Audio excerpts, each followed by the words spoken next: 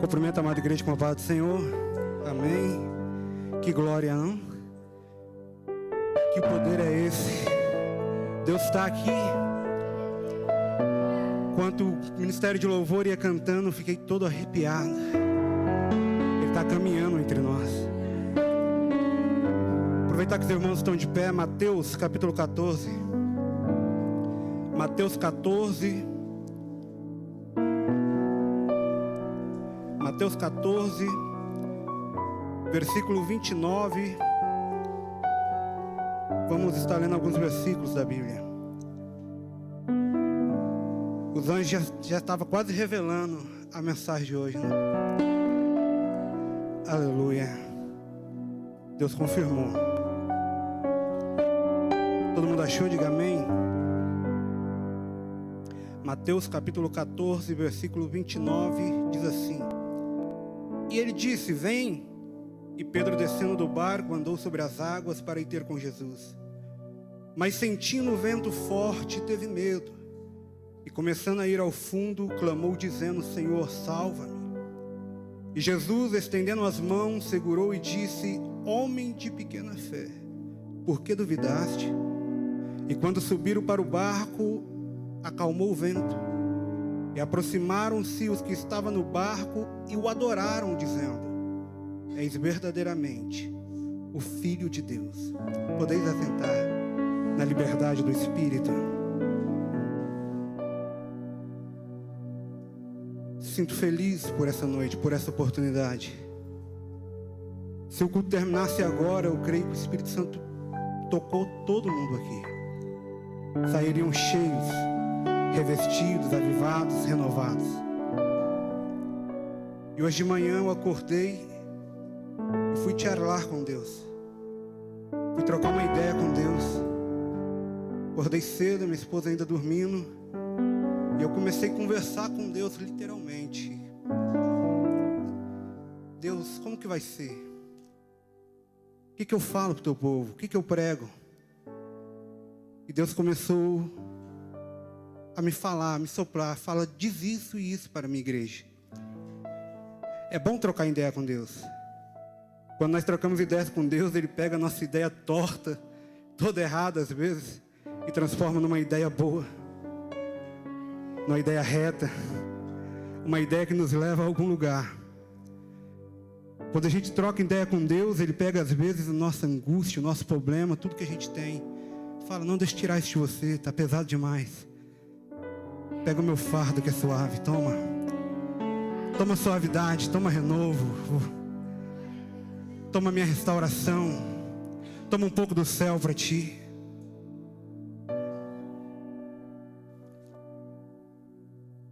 E o Evangelho de Mateus, capítulo 14, vai começar narrando de que o profeta João Batista foi degolado na prisão de Maqueróis por ordem de Herodes Antipas.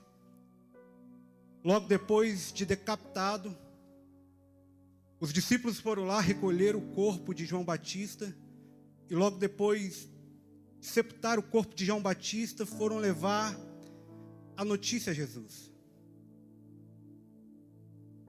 E Jesus, recebendo essa notícia, fica muito triste, abalado, porque ele era de carne e osso, dotado de sentimentos, de dores, de alegria, de emoções. A Bíblia vai dizer que o nosso Deus, Jesus, sente a necessidade de ir para um lugar que ele ficasse só, que ele pudesse se isolar das pessoas, porque ele precisava de um momento para refletir. Ele precisava de um momento para poder pensar na vida, para poder ouvir a voz do seu Pai, do grande Deus, dizendo: calma, meu filho, porque está perto de eu te glorificar sobre a terra. Como qualquer ser humano, quando recebe uma notícia muito difícil, às vezes palavras não são suficientes para nos consolar. Às vezes um abraço ajuda muito, mas não é o suficiente. Às vezes nós queremos nos isolar, ir para um lugar quieto, só, a qual possa estar só nós e Deus, e entender de Deus ali naquele silêncio o que Ele realmente quer, quais são os ideais e os projetos dele para a nossa vida. Mas a Bíblia vai dizer que conforme Jesus vai navegando para um lugar mais deserto, a multidão que seguia Cristo começa caminhando pelas montanhas e acompanhando o barco de Jesus. E no meio daquela multidão tinha pessoas cegas, tinha pessoas aleijadas, tinha pessoas que não ouviam, tinha pessoas mudas. No meio daquela multidão tinha pessoas com depressão, tinha pessoas com complexo de inferioridade, tinha pessoas que não dormiam sem tomar um Rivotril, que não dormiam sem tomar um diazepam, tinha pessoas ali com variedades de problemas físicos, emocionais, espirituais. E Jesus, vendo aquela multidão, a Bíblia diz que ele teve compaixão daquela multidão. Naquele momento, Jesus teve um grande ensinamento do céu, que às vezes o chamado que a gente tem não nos permite pensar em nós, no nosso querer, no nosso fazer. Por mais que às vezes precisamos de um tempo, por mais que às vezes queremos ficar só, por mais que às vezes queremos nos isolar em algum lugar, o nosso chamado aqui na terra foi para levar uma palavra de vida a um irmão que está muito pior que você. Deus te chamou para essa terra para poder orar com uma pessoa que às vezes estava pensando em cometer suicídio, mas depois da sua oração, depois do seu abraço, depois da sua palavra, ela deixou aqueles pensamentos e entrou vida nela. Deus te usou, Deus não te formou só para você ser um ser vivente andando sobre a face da terra. Deus te chama para poder dar um abraço em uma pessoa que precisa de um abraço, falar de Jesus a uma pessoa que precisa de vida, para orar por uma pessoa que está com depressão, para orar por uma pessoa que está enferma. E às vezes você tenta fugir desse chamado, fugir daquilo que Deus te chamou, para viver um momento só, pensando em você mesmo, pensando nos seus afazeres. E Deus está dizendo: não, cuida da minha ovelha, cuida do meu povo, cuida daqueles que eu coloquei no seu caminho. E da sua família cuido eu, do seu ministério cuido eu, lá do Brasil cuido eu. Deus, mas está muito difícil, é muito trabalho, é muita obra, eu preciso de um momento para mim, eu não quero ir no culto hoje. Deus está dizendo: vai, faça minha obra, anuncia meu evangelho, deixa eu te usar na terra, deixa você ser canal de bênção sobre a terra, porque dos demais coisas eu vou cuidando, eu vou resolvendo, eu vou fazendo, eu vou abrindo as portas, eu vou abrindo o caminho e eu te levanto. Não há tempo de fugir da sua chamada. E Jesus encosta o barco ali, a multidão, um lugar deserto. A Bíblia relata em algumas passagens que tinha 5.000 pessoas, só contando homens, tirando mulheres e crianças. Imagina que congresso não foi, na beira da praia. Que lindo, né? E Jesus começa ali a curar enfermos. Jesus começa ali a pregar a palavra de vida. E o avivamento acontece na beira naquele deserto. Porque aonde Jesus está, o ambiente não fica mais o mesmo. Porque aonde Jesus está, a depressão não cabe. Aonde Jesus está, a angústia não pode caber. Marcelo, mas é tão difícil. Teve profetas na vida com depressão, com angústia, que sofreram.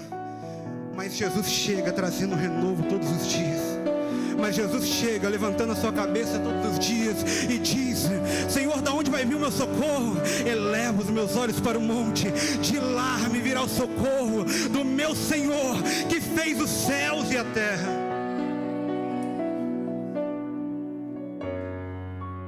Nós sabemos já o que acontece no final desse congresso. Os discípulos chegam em Jesus e dizem: libera a multidão, porque o lugar é distante, é estranho, já está tarde e nós não temos alimento para todos. Jesus disse: não, de forma alguma. Ninguém entra na minha presença e sai com fome. Ninguém entra na minha presença e sai vazio. Ninguém vem na minha presença e sai da mesma maneira que entrou. Quem vem para a presença de Jesus sai cheio de Jesus, sai cheio do céu, sai cheio do pão, sai cheio do peixe do céu. Senhor. Você deixou a sua casa hoje, talvez não queria vir para a igreja, e Jesus está dizendo: você fez a melhor escolha da sua vida, porque você entrou na presença de Jesus, e você vai sair daqui cheio de Jesus na sua vida. Você vai sair aqui de mãos dadas com Jesus, e aonde você chegar, Jesus vai chegar junto. Não importa se lá onde você está tem gigante, não importa se tem urso, se tem leão, Jesus vai chegar chegando lá com você. Jesus vai chegar chegando lá na universidade com você. Jesus vai chegar chegando lá no seu trabalho com você. Você não sai da presença de Jesus da mesma maneira que entrou. Oh, glória! Só que depois de Jesus, com alguns pães e alguns peixinhos, alimentar mais de 5.000 pessoas, começou a acontecer um caos. Porque aquela multidão agora descobre um homem super preparado para poder assumir o comando, para poder ser o novo presidente da época. Porque eles encontraram ali um homem que alimento não era problema para ele. Encontraram ali um homem que não tinha ministério da saúde que pudesse ganhar de Jesus. Porque a Bíblia diz que se fosse enumerar os milagres que Jesus fez na terra, não caberia nem em todos os livros da terra. Então encontraram um homem perfeito para ser o rei, conforme os judeus esperavam. Alguém que pudesse tomar o governo de Roma, alguém que pudesse tirar eles do jugo de Herodes, alguém que pudesse fornecer a eles pães quando eles tinham fome, e saúde quando eles tinham necessidade de um atendimento. E Jesus, vendo o que estava acontecendo, Jesus tem que fazer alguma estratégia, porque aquelas pessoas não entendiam que Jesus não estava ali para aquilo. Ele cura enfermos, Deus dá o pão de cada dia para nós, mas o ministério de Jesus ali era que eles enxergassem algo muito além. Não era algo que durasse 80, 90 anos de vida, ou por uma surpresa da vida pudesse durar até muito menos. Jesus não tinha o pão da terra que perece, que apodrece para eles. Jesus não tinha o ouro que o ladrão toma. Jesus não tinha a prata, não, dessa terra não. O que Jesus queria mostrar para eles, que o lugar que ele estava preparando e anunciando ali, era um lugar onde não haveria mais fome nunca. Era um lugar onde o ouro e a prata era abundante, que as ruas eram de ouro. O que Deus tinha preparado para eles ali não era um lugar que vinha doença e ele orava e curava, não. Era um lugar onde não existe doença, aonde ele vai enxugar toda a lágrima dos seus olhos e não haverá mais tristeza e dor. Jesus não estava propondo 80 anos de pão e peixe e saúde para os enfermos. Jesus estava ali anunciando uma eternidade morando ao lado de Deus. E Deus manda eu dizer aqui que às vezes nós focamos muito no pão da terra. Às vezes nós focamos muito na prata e o ouro da terra. Às vezes nós focamos muito no que a terra pode nos proporcionar. E às vezes esquecemos que a proposta de Deus para nossas vidas não é só isso. Que a proposta de Deus para nossas vidas é, pastor, guarda o que tem, para que ninguém tome a sua coroa. Desce no riacho do Espírito Santo, na oração, e purifica as suas vestes todos os dias, para quando o noivo vir encontrar uma noiva com as vestes brancas. Vigia para que não falte azeite em sua botija, para que quando o noivo venha, você vai pedir emprestado para o irmão e não dá tempo de pedir emprestado. Você tem que estar preparado para quando ele chegar. Às vezes nós aproximamos de Deus quando precisamos de uma porta aberta, e Deus, pela sua misericórdia, abre a porta, e quando a porta abre, nós afastamos de Deus de novo. Por quê? Porque o nosso tesouro está na terra. Mas quando a gente entende que o nosso tesouro não é o CRM que Deus pode nos dar, isso é nada para Deus. Quando nós entendemos que o que Deus tem para nós não é a casa bonita que Ele vai te dar lá no Brasil, não é o carro bonito que você vai comprar todo ano, de 2 anos, não sei. A proposta de Deus para a sua vida é maior que isso. É muito maior que isso. Ele vai te dar tudo isso, porque Ele honra. Mas Ele quer que você entenda que se Deus fizer, Ele é Deus. Se Ele não fizer, Ele é Deus. Se Ele der pão, Ele é Deus. Mas se faltar o pão, glória a Deus do mesmo jeito. Se tiver saúde, Ele é Deus. Mas se eu tiver enfermo, igual Jó, e meus amigos me abandonar, do pó eu vim, pelado nasci, e nu voltarei para a terra. E Deus continua sendo Deus na minha história. Não é pelo ouro que Ele pode me dar, não é pela saúde que Ele pode me dar, não. Mas é pela coroa de glória que Ele vai me dar, quando eu vencer todas as tribulações dessa terra, quando junto com Cristo eu padecer as angústias, as aflições que o nosso Cristo também padeceu nessa terra, quando eu crucificar a minha carne todos os dias, deixando os prazeres dessa terra, para viver uma vida de fidelidade a Deus, e quando chegar o dia de Ele vir me buscar, e colocar uma aliança nos meus dedos, uma veste branca sobre mim, e dizer: vem meu filho amado, porque chegou a hora de eu enxugar todas as lágrimas. É disso que Deus estava propondo para aquelas pessoas. O que é ouro? O que é prata, meu irmão? Posso ser o homem mais rico do mundo, chegar ali na esquina, bater o carro, morrer, e aí? Inventar o caixão com gaveta? O que vai ser depois disso? Viva todos os dias aguardando o noivo. Viva todos os dias preparado para a vinda do noivo. Glória a Deus. Jesus orienta então os discípulos falando: olha, vou despedir a multidão aqui, porque vocês estão vendo que está gerando confusão. Vocês pegam a embarcação e vai para Genezaré. Lá em Genezaré eu vou encontrar vocês. Vou despedir a multidão, vou ter que orar um pouco, porque o clima ficou pesado. Eles viveram um êxtase de glória ali tão grande que o povo estava eufórico. Não tinha como mais controlar o povo, porque o povo queria pegar Jesus ali na hora. Ir lá no reinado de Herodes, ir lá onde estava o castelo, não sei, e tomar dos romanos o governo, colocar Jesus lá dentro. E Jesus disse: não, não é para isso. Então o povo entra na embarcação. Eu imagino Pedro dizendo: Senhor, mas pelas minhas experiências de pescador, conhecendo o mar como eu conheço, vem tempestade forte por aí. Jesus dizendo: nada, pode pegar o barco, vai. Pode ir, é uma chuva de enganar bobo, não? Parece que não vai molhar, mas molha. E Jesus consegue falar algum mistério para aquela multidão, que a multidão deixa Ele orar. E Ele sobe no alto de uma montanha sozinho e começa a orar.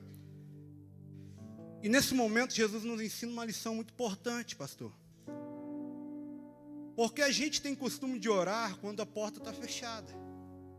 A gente tem costume de orar quando nós estamos enfermos e já gastamos muito dinheiro com farmácia e a farmácia não cura. A gente tem costume de orar na hora que a chapa está quente.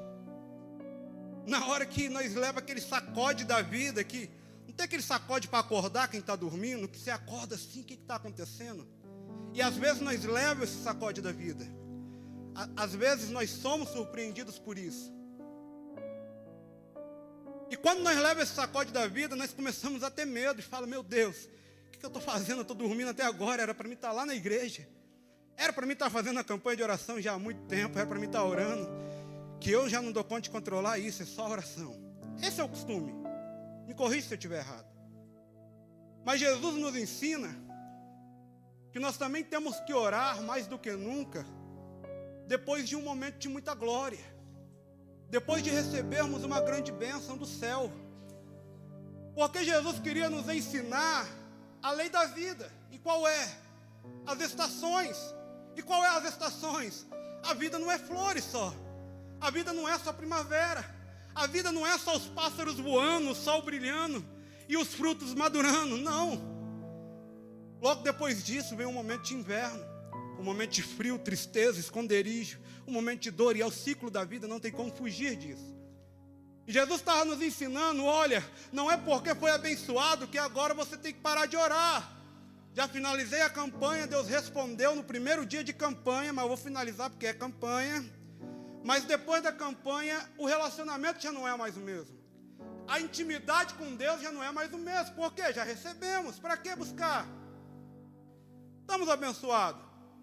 TRM está na mão, emprego está na mão, faculdade está na mão, Não está faltando nada. Quando começar a balançar o barco, talvez eu dou uns gritos, converso com Jesus mais um pouco. Não é assim. Jesus estava dizendo que mesmo no momento que nós fôssemos muito abençoados, nós deveríamos que orar nos preparando. Porque a vida não é só céu de brigadeiro. E Jesus sabia muito bem o que estava para vir logo mais. Esteja preparada. Nas portas fechadas, nas portas abertas, na saúde, na doença. Parece até juramento de casamento, mas esteja preparada para as fases da vida. Qual fase você está? E Jesus está lá orando, e os discípulos navegando, e os judeus separavam os horários por vigília. Das 6 às 9, primeira vigília. Das 9 à meia-noite, segunda vigília. Meia-noite às 3 da manhã, terceira vigília. Das 3 da manhã até às 6, quarta vigília da noite. A Bíblia diz que quando os discípulos entram naquele barquinho, o sol estava querendo se pôr. Então eles iniciaram a navegação na primeira vigília, no início da primeira vigília. E conforme eles vão navegando, as vigílias vão passando. E a tempestade vai aumentando. Na primeira vigília começa a vir os primeiros índices de tempestade. Sopra um vento, joga uma brisa, as nuvens se escurecem. Eu imagino os discípulos pensando, vem chuva forte aí. Eu imagino algum deles dizendo, ô Pedro, quero mais para frente. Se preocupa não, porque eu já passei por tempestades maiores do que essa. Não é assim? Não, isso não é prova não. Já passei prova muito maior do que essa. Lembrei de um testemunho do irmão, lá da minha cidade, que não tinha o que orar, e daí foi para o monte orar para vir prova, e disse que ele batia na árvore, e gritava, Deus, manda a prova que eu aguento. Irmão, na hora que ele dormiu no verão e acordou no olho do furacão, ele se arrependeu de orar desse jeito. No final da história, ele teve até que dormir uma semana na igreja, fazendo campanha de oração, dizendo, Deus, eu estava equivocado, estava brincando. Manda essa prova embora, Jesus, acalma esse vento, por favor. Alguém já orou pedindo prova aí? Ela vem sem a gente nem pedir, mas nós pedir. Sangue de Jesus tem poder. Às vezes eu digo que a prova ela tinha que pegar fila para respeitar, porque às vezes parece que uma prova quer cortar a fila da outra e quer vir todo mundo de uma vez. Já percebeu que na vida do crente não vem uma prova só? Irmão, quando vem a primeira prova, o nome daquela prova é mensageiro. É avisando que logo depois está vindo mais prova. Sangue de Jesus tem poder. E isso estava acontecendo com os discípulos. A primeira vigília era só a mensagem. Não fica muito feliz não, porque vai vir mais aí. A segunda vigília, o negócio estava ficando feio. As ondas já estavam se levantando mais. O vento estava soprando mais. Dava aqueles trovão ensurdecedor. E os discípulos remando com toda a força. Lá em Marcos explica melhor que diz que eles remavam, tentando vencer a tempestade. Tentando achar um espaço ali do mar que não tivesse mais vento, que não tivesse mais chuva. E eles foram se esgotando as suas forças. Vem terceira vigília. E vem quarta vigília da noite. Alguns cientistas descobriram que o horário mais escuro da noite não é meia-noite. Meia-noite ainda tem uma lua bonita, ainda mais quando é lua cheia, clareando tudo. A hora mais escura da noite é algumas horas, alguns minutos antes de anteceder o dia. Então era no momento que ele estava, quarta vigília da noite, o momento mais escuro da vida deles. Só que nessa tempestade não foi igual à primeira. Porque a primeira tempestade, Jesus estava dormindo lá na polpa do barco. Então, mesmo eles se desesperando, porque se desesperaram, porque acho que esqueceram que quem estava na polpa dormindo era o dono de tudo. Jesus já tinha mostrado que tinha poder, já tinha vivido milagres, só que esqueceram. Mas Jesus estava na polpa do barco, então está tranquilo. Já pensou, você na tempestade, Jesus, o homem que ressuscitou o morto, o homem que deu visão ao cego de nascença, está dormindo lá na polpa, você vai dar um chilique? Vai desesperar? Só se por um momento você esquecer que o poderoso está na sua vida. Entendeu o mistério? Ei, precisa desesperar não. O poderoso está dormindo aí. O poderoso está dentro do seu coração aí. O poderoso está lá dentro da sua casa. O poderoso está lá dentro da sua vida. Ei, o poderoso está lá naquela universidade com você. Não se preocupa não, não dá chilique não, meu irmão. O dono do mundo, o que fez o céu e a terra, está contigo na parada.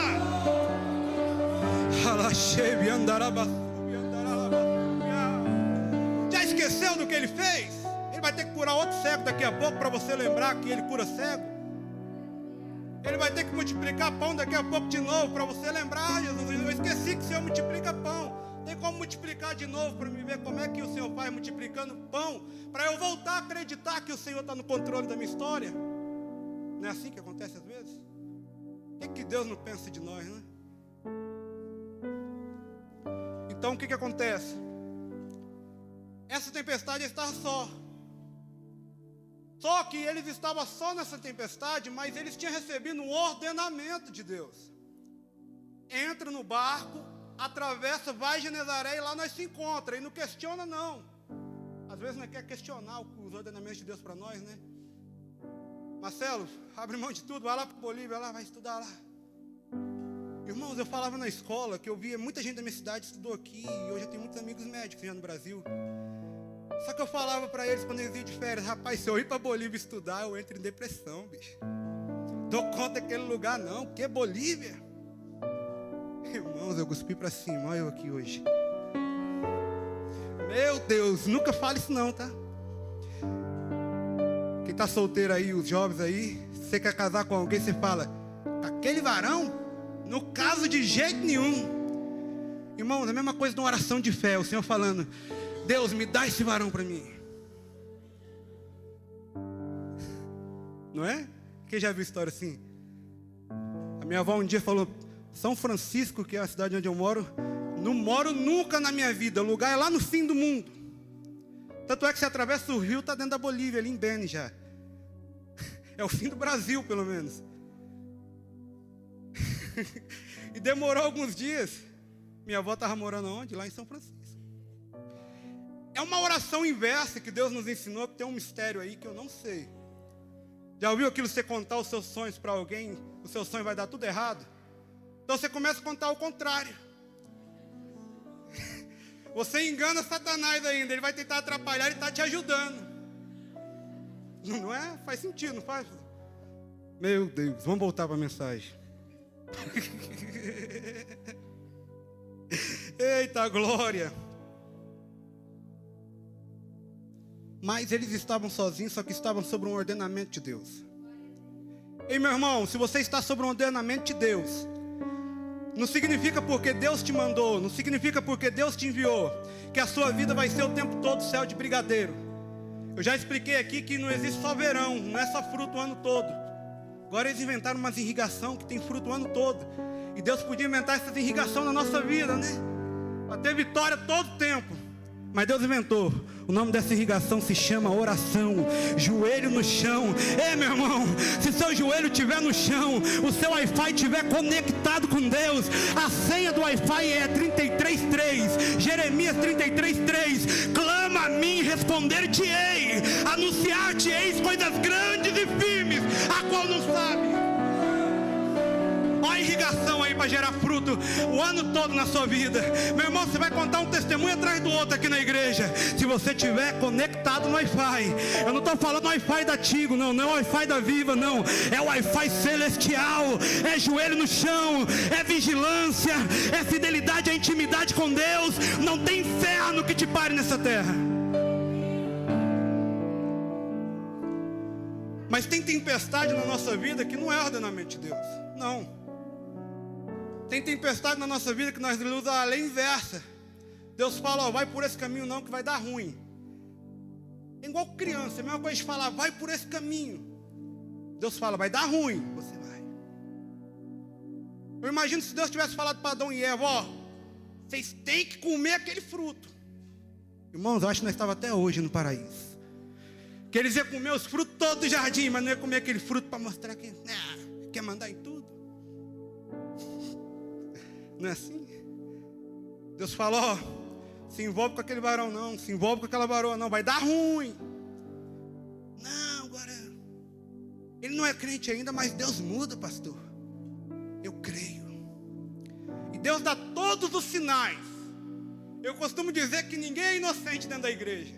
Não tem, por mais que você tente ser um inocente, não tem, porque Deus, Ele manda o Espírito Santo como um alarme dentro de nós. E o alarme começa a pitar, vai dar ruim, vai dar ruim, vai dar ruim, você vai entrar na prova. O maribondo vai te perseguir, você vai ficar todo ferroado, com a cara inchada, com vergonha depois. E você vai lá. Eu confesso que todas as vezes, depois de crente, que eu entrei na prova, eu recebi sinalização do céu, Deus falando, não vai dar bom. Todas as vezes, e fui por desobediência. Então essa é a tempestade da desobediência. Mas a misericórdia de Deus nos alcança lá também. Os discípulos oravam, Jesus não estava na polpa dormindo, mas a Bíblia diz que lá do monte orando, Jesus estava assim, ó. Deixa eu ver se meus filhinhos estão bem. A oração lá parecia que não chegava, pastor. O jejum parecia que não era atendido. A campanha parecia que não dava certo. O céu estava de bronze lá. Já estava chegando a 4ª vigília da noite. Acho que ele estava falando, bora esperar chegar a 4, que na 4ª nós morre.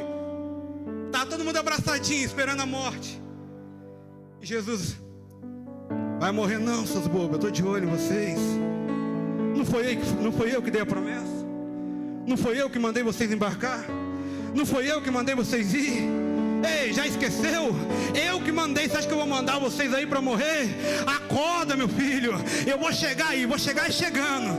Meus irmãos, quando os discípulos foram, eu imagino que Pedro, prevenido, ou João, que era muito amigo de Jesus, o íntimo, deixou um barco, um dos melhores barcos. Esse barco aqui é para o mestre ir em Genezaré encontrar nós, ninguém mexe. Quando ele descer do monte, ele vai entrar no barco e nós vamos se encontrar lá em Genezaré.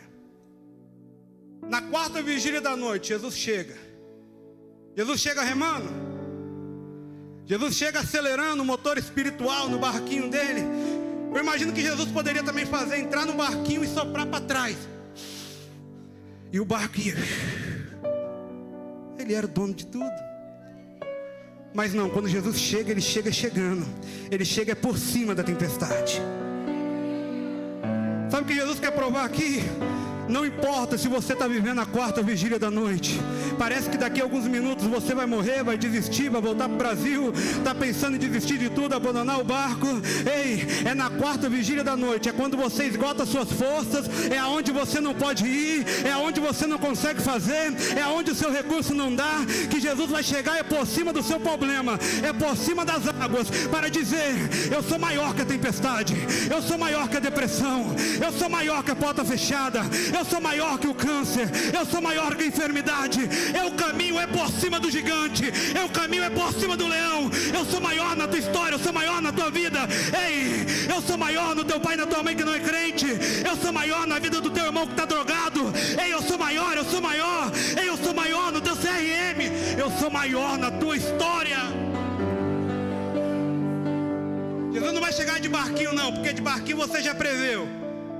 E às vezes a gente quer ajudar Deus, né? Deus, está tudo pronto. É só o Senhor até o final do ano vender meu terreno. Eu já deixei o currículo, é só o Senhor tocar no coração daquele Nazareu, daquele homem lá para poder me contratar. Deus, ó, se o Senhor chegar até o final do mês, ainda dá tempo de eu receber minha bênção. Não é assim que a gente faz? A gente tenta dar uma mãozinha para Deus para ver se a fila encurta. Jesus está dizendo, não vou chegar do jeito que você está prevendo, não.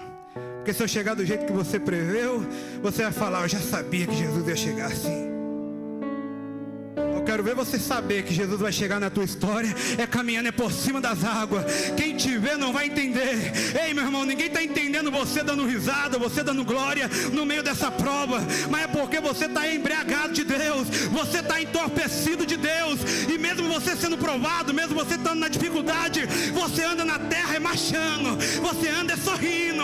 Você anda com o peito estufado. Porque você sabe que Ele vai chegar. Que Ele vai chegar. E não vai ser do jeito que você imaginou, vai ser muito além, muito maior. Ele vai chegar impactando a sua vida de tal forma que quem viu a tua história não vai entender como que Deus te tirou daquele lugar e te colocou aonde você vai chegar. Amém? Se vocês não receberem essa palavra, eu vou guardar para mim tudo. Quem recebe essa palavra? Oh, glória! Então, meu Deus, muito forte. Para finalizar,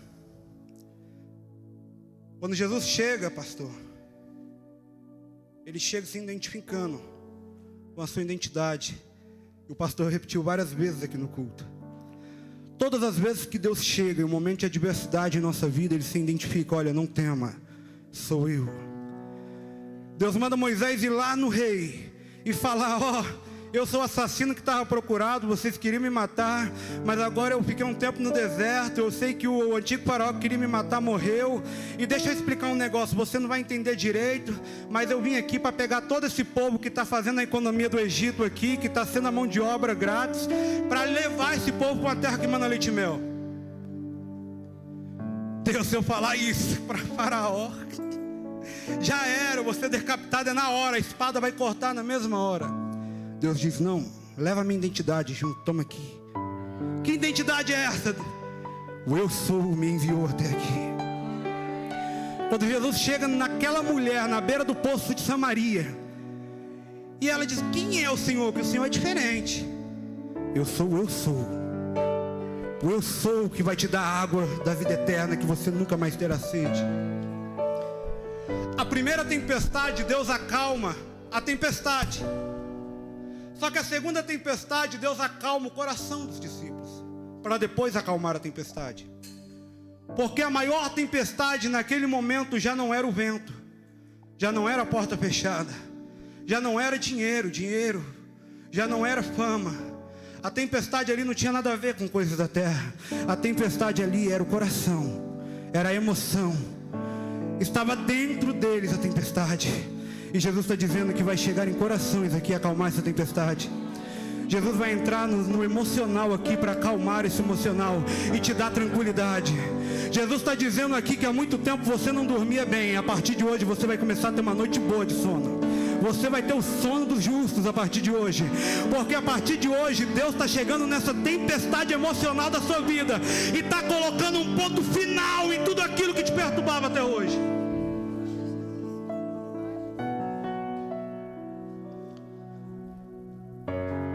Pedro, se é o Senhor mesmo, deixa eu ir até onde o Senhor está então, já que não é um fantasma. Pode vir, Pedro. E Pedro começa a caminhar. Só que Pedro caminha, quando ele está olhando para Jesus, ele caminha bem. Mas de repente Pedro tenta caminhar assim.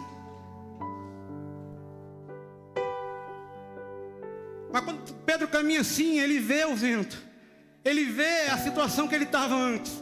Ele vê que eles estavam vivendo ali uma circunstância de morte. E ele esquece de olhar para Jesus e começa a afundar. E eu te faço uma pergunta: você foi feito para olhar para trás? Você foi feito para andar olhando para trás? Porque se fosse, Deus colocaria 2 olhos na nuca também. Imaginou você andando de moto ou de carro numa rua, olhando só para trás? Você vai conseguir? Vai cair. E eu finalizo com o versículo de Filipenses capítulo 3, 13 e 14. Paulo dizendo: olha, eu não digo de mim mesmo que já tenho alcançado algo, mas uma coisa eu digo com certeza, esquecendo-me das coisas que para trás ficou, eu avanço para o alvo, adiante, a fim de receber o meu prêmio, a minha coroa de Deus. Deus está dizendo aqui, 2 Coríntios 5,17, aquele que está em Cristo, nova criatura é. As coisas velhas se passaram, eis que tudo se fez novo na sua vida. Eu tinha uns 12 anos de idade. Eu finalizo com esse testemunho. Eu ganhei uma bicicleta nova do meu pai, uma bicicleta grande. Eu tinha uma bicicleta pequenininha o tempo todo, eu ganhei uma grande de marcha. E a bicicleta tinha uma buzininha, tim, tim, tim. E a bicicleta tinha um retrovisor, pastor. Se eu soubesse que aquele retrovisor ia me causar tanto problema, eu tinha tirado aquilo na hora que eu ganhei. Porque não era para me olhar para trás na bicicleta, era para me olhar para frente, não era? E daí eu começo a ser autorizado para ir para a escola de bicicleta. Que emoção. As crianças antigamente viviam mais soltas, né?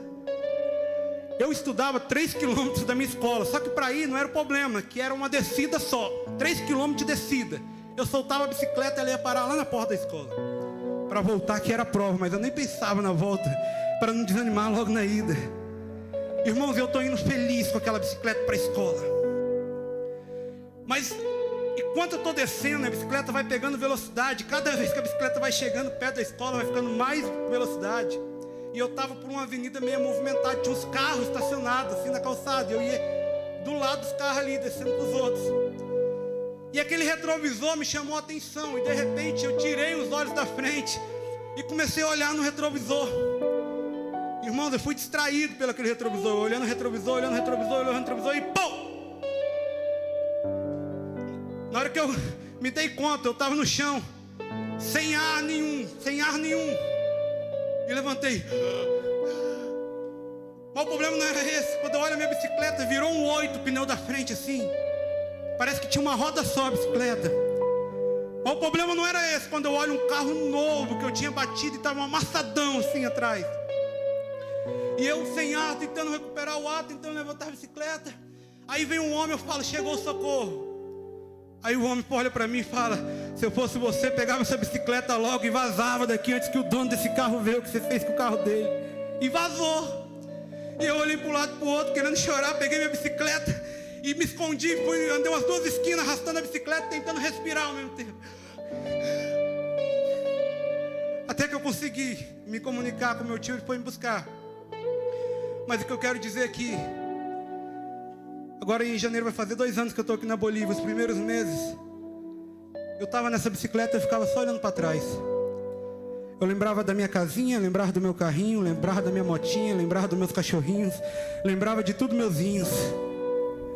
E eu olhando para trás, e aquilo não me fazendo bem. E Deus um dia chegou em mim e falou, Marcelo, eu preciso conversar com você.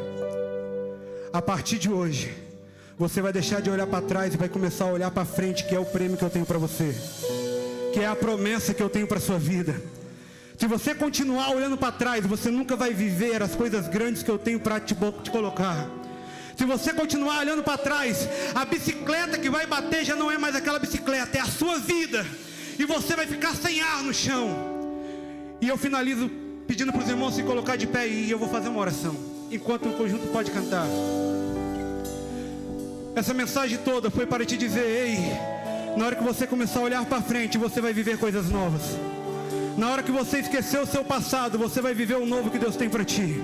Na hora que você tirar os olhos do passado, porque o passado, ele só serve para você lembrar das coisas que deram errado, das falhas que você cometeu, que te fizeram atrasar a sua vida, e não cometer os mesmos erros, não cometer as mesmas falhas. Mas o passado, ele é um péssimo lugar para viver lá. Deus está te convidando hoje para olhar para frente. Deus está te convidando hoje para olhar para os altos das montanhas, porque é de lá que vem o seu socorro. E eu faço uma oração aqui. Senhor meu Deus, como o Senhor é lindo, como o Senhor é poderoso, como o Senhor é glorioso, santo, justiça, como o Senhor é belo e o teu esplendor, Senhor, nos encanta a cada dia. Espírito Santo, eu te peço que hoje o Senhor venha abraçar cada um que está aqui, porque tem pessoas que nessa descida da vida estão olhando para trás. Não permita que eles venham bater, Senhor. Não permita que eles venham ficar sem ar no meio da caminhada, mas mostre para eles que se eles olhar para frente, eles não vão afundar nessa tempestade. Mostre para eles que eles não precisam ficar olhando para o gigante, que eles têm que olhar para a tua grandeza, para o teu poder, para a tua majestade, para a tua luz, para a tua promessa, para a tua palavra dizendo, meu filho, não temas que eu sou contigo. Papai, tem pessoas aqui hoje igual Pedro, afundando, com a mão para fora das águas, gritando, mestre, me socorre que eu vou morrer. E eu oro, Senhor, que a partir de hoje o Senhor venha pegar na mão dessas pessoas e venha tirar, Senhor, desse afogamento e venha caminhar com eles para dentro da embarcação, por cima das águas. Senhor, e depois de o Senhor acalmar a tempestade emocional, acalme, Senhor, a tempestade física também, e abre porta, Senhor, onde não tinha porta. Traz cura onde tinha enfermidade, traz condição financeira onde o devorador estava devorando tudo, Pai. Traz milagre, traz resposta, Senhor, aonde muito tempo não tinha resposta. Mas mais do que tudo, Senhor, traz língua estranha, traz glória, traz aleluia, traz avivamento, traz renovo, traz mistério, traz presença, Senhor, para nossas vidas, porque nós não podemos viver sem Ti. deixe esse vento nos matar. Não deixe, Senhor, a depressão matar essa vida. Não. Eu ordeno em nome de Jesus que a depressão vai embora hoje. Eu ordeno em nome de Jesus que aonde tinha angústia, vai chegar renovo, vai chegar restauração. Ei, aonde tinha insônia, vai chegar sono. Aonde tinha preocupação, vai chegar calmaria. Porque hoje o Mestre está entrando na tua embarcação. Porque hoje o Mestre está chegando na tua história. Hoje o Mestre te pega pelas palmas das mãos e te diz: oh, é só o começo do que eu tenho para ti. Aperta o cinto e se prepare para decolar e viver algo novo que Deus tem para ti.